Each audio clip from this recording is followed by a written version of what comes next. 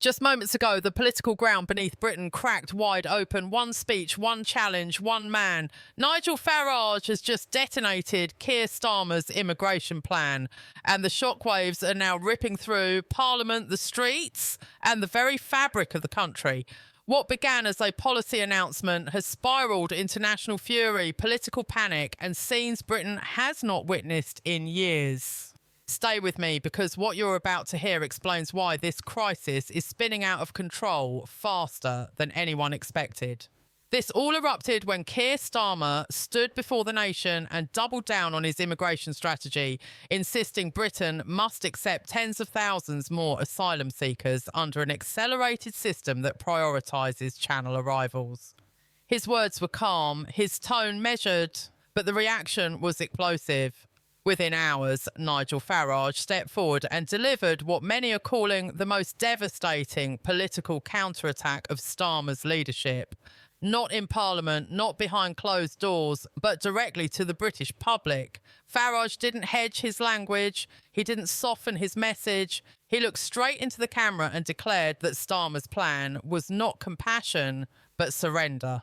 He accused the government of rewarding illegal entry while abandoning British citizens who played by the rules. According to Farage, this was not just bad policy. It was a betrayal of the social contract. Those words landed like a match thrown onto dry grass. Almost immediately, public anger boiled over. In central London, crowds gathered with no formal call to action. Police were forced to reroute traffic around Westminster as chants echoed through the streets. Social media ignited. Videos of Farage's remarks spread at lightning speed, shared by millions who said out loud what they believed the government refused to hear. Britain, they said, was being ignored in its own home. Inside Parliament, panic set in. Labour MPs reportedly demanded emergency briefings as phones lit up with messages from furious constituents. Some warned party leadership that support was collapsing by the hour, especially among older voters, working families and veterans. Behind the scenes, aides scrambled to control the narrative, but it was already gone. The story was no longer about immigration numbers. It was about fairness, priority, and who this country is really for. Farage pushed harder. He laid out a brutal comparison that hit the nation's nerve. Illegal migrants placed in hotels with full support, while British pensioners ration heat and veterans sleep in cars. Whether critics liked it or not, the contrast stuck. Stories flooded in. Elderly couples choosing between food and electricity. Former soldiers waiting years for housing. People who felt erased by the very system they funded all their lives. By the afternoon, the situation escalated further. Counter-protesters arrived. Arguments turned heated. Police lines formed. Bottles were thrown. Officers injured. The Metropolitan Police quietly declared a major incident as emergency services struggled to keep control. Helicopters hovered overhead. Britain was watching itself unravel in real time. Markets reacted sharply. Investors hate instability, and this felt like exactly that. The pound slipped. Analysts issued warnings. International media began framing the unrest as a sign of deeper political decay. The phrase "Britain in crisis" trended across multiple countries. Comparisons to past national flashpoints flooded global broadcasts. And still, Starmer remained defiant. No apology, no retreat. But inside Downing Street, the mood darkened. Cabinet members reportedly questioned whether the policy was survivable. Some warned that pushing forward could tear the party apart. Others feared backing down would signal weakness. Either way, damage was already done. Nigel Farage, meanwhile, was everywhere. Calm, focused, relentless. He repeated the same message again and again. This government has lost control, lost trust, and lost the moral argument. Membership sign-ups surged. Donations poured in. What was once dismissed as noise suddenly looked like momentum. This is no longer just an immigration debate. It's a power struggle, a legitimacy crisis, a moment where anger, fear and frustration have collided at once. Britain isn't just arguing anymore.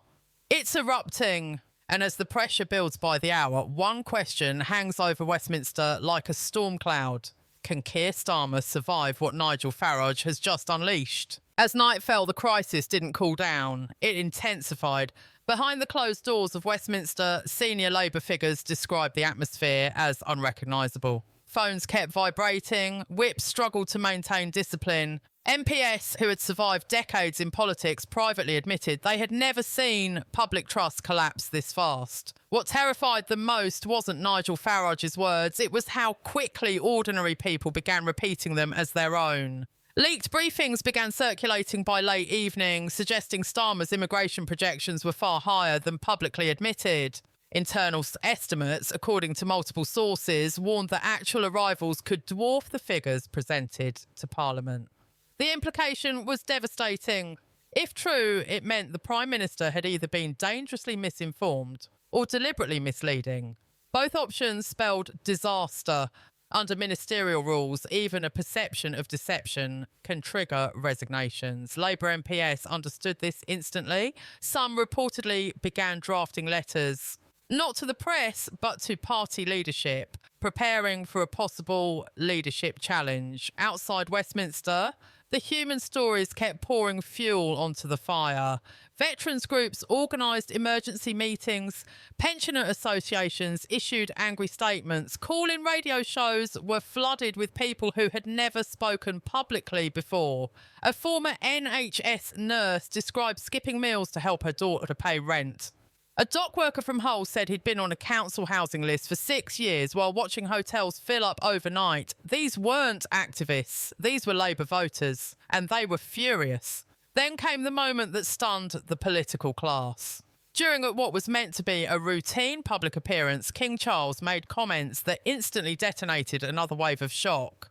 Standing beside veterans, he spoke of duty, sacrifice and dignity, and said they deserved far better than what they were receiving. The palace insisted there was no political intent, no policy endorsement, but no one believed that. In Britain, when a monarch speaks like that, the meaning is unmistakable. It was seen as a moral rebuke, a signal that something had gone badly wrong. The media reaction was immediate and relentless. Rolling coverage, emergency panels, former advisors, generals, economists and constitutional experts all asking the same question. Had the government lost its authority? International outlets framed it as a breakdown of consent between rulers and the ruled. Britain, once seen as stable and predictable, was suddenly described as volatile. Policing resources were stretched thin as demonstrations spread beyond London.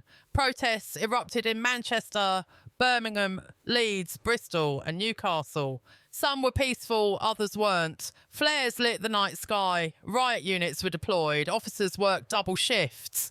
Ambulance crews were called to scenes of scuffles, stampedes and clashes. By midnight, senior police officials privately warned ministers that another day like this could push forces beyond safe limits. Inside Number 10, emergency meetings ran late into the night. Ministers argued openly. Some demanded a pause to the immigration plan. Others insisted retreat would embolden Farage even further. One senior figure was overheard saying, "We're losing the country." That sentence, more than any statistic, captured the moment. Because this wasn't just about borders anymore, it was about control, about who listens, about whether elections still mattered. Nigel Farage seized the moment with precision. He framed the unrest not as chaos, but as consequence. He argued that when people feel ignored long enough, they stop whispering and start shouting. His appearances dominated the airwaves. Each interview delivered the same steady message. This government chose ideology over citizens, and now the bill had arrived.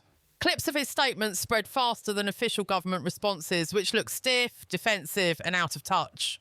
Poll numbers leaked overnight painted a grim picture for Labour. Support among over 50s collapsed.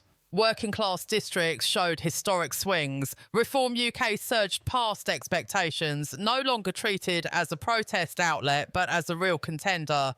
Donors took notice. Activists mobilised. Constituency offices reported unprecedented foot traffic. Something fundamental had shifted. By dawn, one truth was impossible to ignore. Keir Starmer wasn't just defending a policy, he was fighting for survival. His authority was cracking. His party was splintering, and the country was watching every move with a mixture of anger and disbelief.